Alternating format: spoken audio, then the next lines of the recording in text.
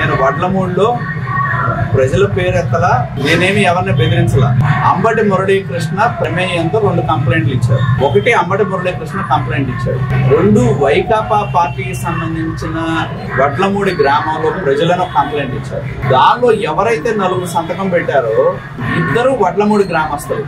ఒక అమ్మాయి మామూలుగా మీ అందరికీ తెలుసు, మీ మీడియాలో కూడా అడ్డగోలకు మమ్మల్ని చెప్పింది.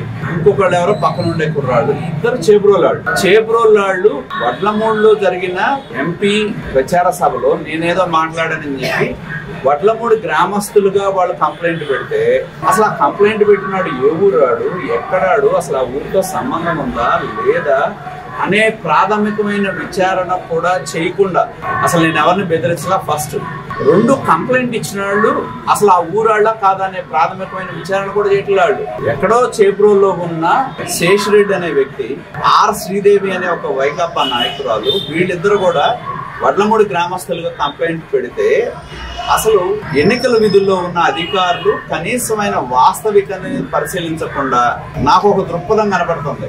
ఏంటంటే అభ్యర్థి మీద, వైకాపా అభ్యర్థి మీద ఒక కేసు పెట్టాం కాబట్టి ఈయన మీద ఒక కేసు పెడితే మన అకౌంట్ క్లోజ్ అవుతుంది అనుకుంటున్నారు ఎన్నికల విధుల్లో ఉన్న అధికారులు. ఆ దృక్పథం ఉంటే మార్చుకోండి అని చెప్తున్నారు.